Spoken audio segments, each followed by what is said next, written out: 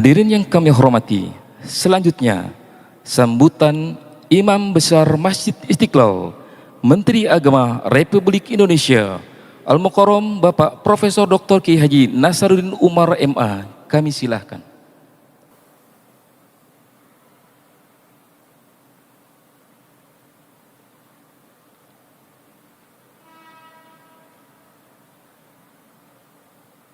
Bismillahirrahmanirrahim. Assalamualaikum warahmatullahi wabarakatuh. Selamat malam dan salam sejahtera untuk kita semuanya.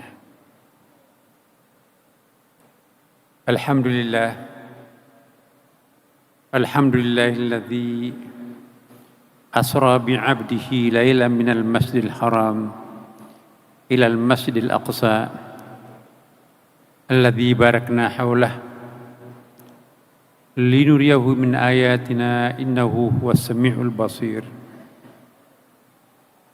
Asyhadu an la ilaha illallah wa asyhadu anna Muhammadan abduhu wa rasuluh. La nabiyya ba'd.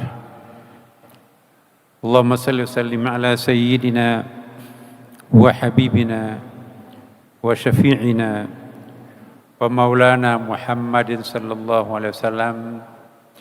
Amma ba'd.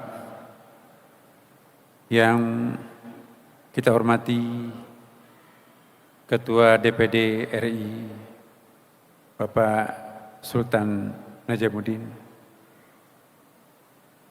yang saya hormati Ketua Komisi Yudisial Bapak Abdul Khair Ramadan, yang kita hormati Menko Polhukam Bapak Jamari Caniago, yang kita hormati, kita banggakan Menteri Lingkungan Hidup yang baru saja menyampaikan uraian Hikmah Isra Mi'raj, Bapak Hanif Faisal Nurrafiq, yang saya hormati Menteri Kebudayaan Bapak Fadlizon, yang saya hormati Menteri Pemberdayaan Perempuan dan Anak Ibu Hajah Arifatul Khairi Fauzi, yang saya hormati para wakil menteri, wakil kepala badan, dan yang kita muliakan para duta besar negara sahabat. Hadirin yang berbahagia, baru saja kita mendengarkan uraian Hikmah Isra Mi'raj yang sangat menarik yang disampaikan oleh Menteri Lingkungan Hidup Bapak Hanif Faisal Nurrafiq, yang menjelaskan surah Al-Isra. Surah Al-Isra diapit oleh dua surah yang sangat penting. Surah An-Nahl yang menceritakan tentang betapa pentingnya memperhatikan ekosistem bumi. Di situ diuraikan tentang binatang, tumbuh-tumbuhan, fisika, bahkan diberikan perumpamaan ada serangga yang selalu mencari makanan yang harum, yang sehat. Itulah An-Nahl. Dan kontribusi kemanusiaannya adalah menghasilkan madu, yang dalam hadis Nabi disebutkan al-asal da'u kulli da'in dawa. Madu itu mengobati seluruh macam penyakit. Dan sesudah surah Al-Isra, kita diminta untuk menghayati surah Al-Kahfi yang menjelaskan tentang ekosistem langit. Bagaimana hubungan antara bumi dan langit. Itulah mungkin memang sangat tepat.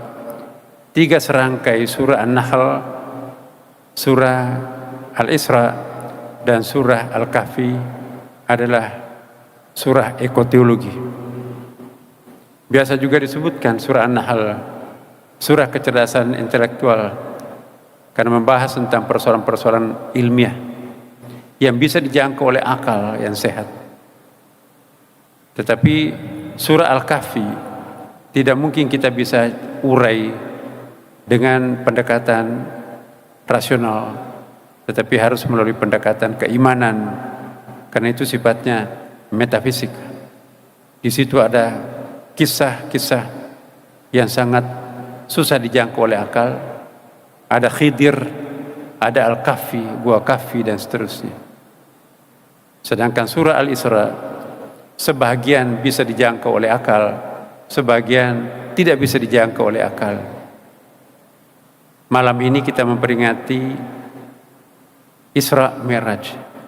Isra mungkin bisa dijangkau oleh akal karena perjalanan horizontal dari Mekah ke Palestina. Tapi Mi'raj, perjalanan dari Masjid Aqsa ke puncak Sidratil Muntaha, la majala lil akal, tidak mungkin bisa kita jangkau dengan akal. Hadirin yang berbahagia, hari ini kita memperingati peristiwa Isra Mi'raj. Setiap kali diperingati, ingatan kita sering diarahkan ke langit pada perjalanan suci Nabi Muhammad SAW dari Masjid Haram ke Masjid Aqsa, lalu menembus lapisan-lapisan langit hingga Sidratil Muntaha. Peristiwa ini merupakan pengalaman spiritual tinggi yang tidak pernah dialami manusia sebelum dan sesudahnya. Namun justru di titik inilah terdapat pesan penting yang kerap terlewat. Nabi tidak memilih menetap di langit, melainkan kembali ke bumi sebagai pelestari bumi dan menebar rahmat bagi alam semesta. Seandainya kita dimi'rajkan oleh Allah dalam kondisi yang berduka, baru saja pamannya meninggal dan tahun yang sama juga istri kesayangannya meninggal, lalu direkreasikan ke puncak Sidratil Muntaha, puncak daripada segala puncak kesenangan, melampaui surga bahkan. Mungkin kita akan tinggal berlama-lama di situ. Nabi Muhammad SAW itu tidak sampai semalam. Kenapa? Ummati, ummati, ummati, umatku, umatku. Saya tidak ingin mencicipi keindahan ini hanya sendiri. Aku ingin semua umatku juga merasakan apa yang kami rasakan pada malam ini, bergegas turun ke bumi. Inilah sosok figur teladan, rela menunda kesenangannya demi untuk mengangkat martabat saudara-saudaranya yang lain. Bapak Menteri Lingkungan Hidup dan juga Kepala Badan Pengendalian Lingkungan Hidup, Dr. Hanif Faisal Nur Rafiq, menyampaikan narasi indah tentang pesan teologi dan ekoteologi yang terdapat di dalam peristiwa Isra Mi'raj. Sebuah pendekatan yang belum pernah disampaikan dalam event-event peringatan Isra Mi'raj. Padahal perintah ibadah salat menciptakan kesalehan individual menjadi dasar untuk mewujudkan kesalehan sosial, baik yang berdimensi menjaga kesalehan sikap kepada manusia maupun menjaga kelestarian alam semesta. Inilah amanat Allah kepada Nabi Muhammad SAW pada peristiwa Isra Mi'raj. Hadirin yang berbahagia, ibadah salat memuat makna filosofis di setiap rukuknya dan di setiap rukunnya. Salah satunya adalah ruku dengan gerakan menurunkan punggung hingga setara dengan pinggang. Gerakan ruku adalah simbol kesetaraan dan penghormatan kepada seluruh ciptaan Allah Subhanahu wa taala, baik manusia, hewan, tumbuh-tumbuhan dan makhluk hidup lainnya. Hal ini sebagaimana perintah Allah Subhanahu wa taala kepada para malaikat untuk memberikan penghormatan kepada Nabi Adam alaihissalam. Meskipun penghormatan tersebut dalam kata sujud, tanda kutip, namun para malaikat memberikan penghormatan di dalam bentuk ruku. Wa idh qulna lil malaikati isjudu li Adam fasjudu illa iblis, dan seterusnya. Ingatlah ketika kami berfirman kepada para malaikat, sujudlah kalian kepada Adam, maka mereka pun sujud kecuali iblis. Ia menolaknya dan menyombongkan diri, dan ia termasuk golongan kafir. Gerakan ruku dalam salat memberikan pesan penguatan eksistensi manusia sebagai khalifah di muka bumi, pemimpin sekaligus pelestari di muka bumi. Peran ini menegaskan bahwa ibadah tidak pernah terpisah daripada kepedulian ekologis. Salat, puasa, dan zikir seharusnya membentuk sikap hidup yang adil, termasuk adil terhadap alam, karena alam juga punya hak seperti manusia juga punya hak. Amanah kekhalifahan menurut keadilan ekologis tidak rakus di dalam mengambil, tidak serampangan di dalam merusak, dan tidak abai terhadap dampak bagi generasi mendatang. Salah satu cerminan pesan ekologi di dalam ibadah salat ialah hemat air dalam bersuci, karena berlebih-lebihan itu adalah dosa. Rasulullah SAW mencontohkan berwudu dengan satu mud, ya, dan mandi dengan satu sa'. Ya, jadi airnya sangat terbatas. Satu mud air setara dengan 0,688 liter, jadi sekitar 2 liter.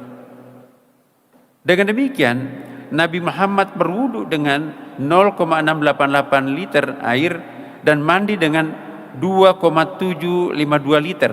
Jadi hampir 3 liter mandinya Rasulullah. Karena kita maklum bahwa di sana kan padang pasir, sulit sekali air.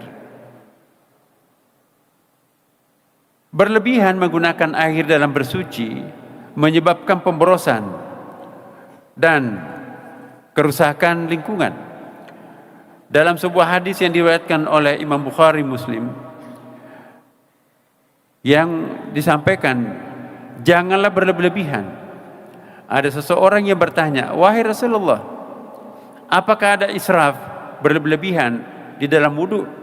Rasulullah menjawab, iya, dan dalam segala sesuatu ada israf.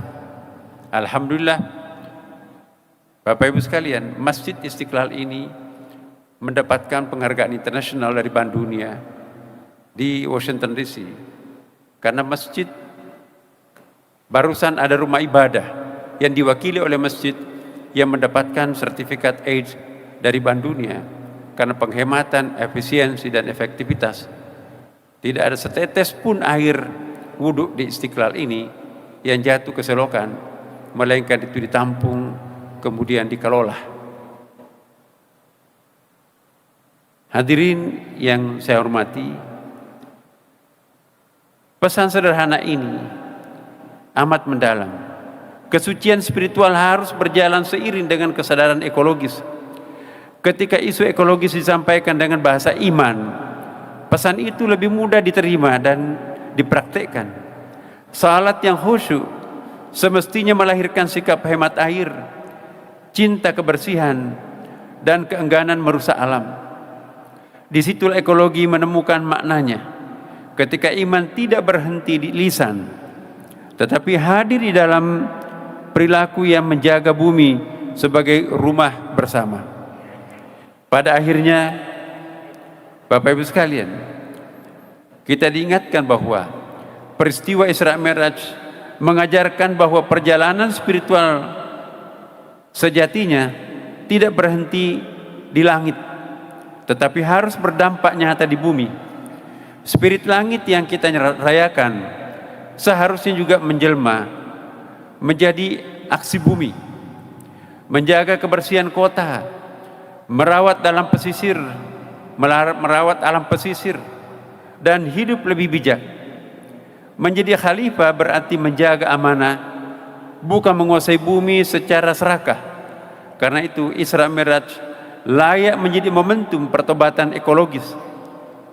Berhenti merusak, mulai merawat, dan menghadirkan rahmat bagi alam semesta.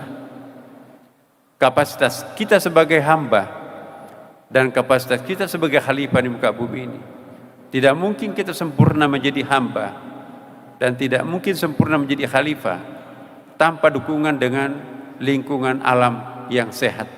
Semakin sehat lingkungan hidup kita, maka peluang untuk memperoleh kekhusyuan beribadah dan kesuksesan menjadi khalifah akan lebih baik.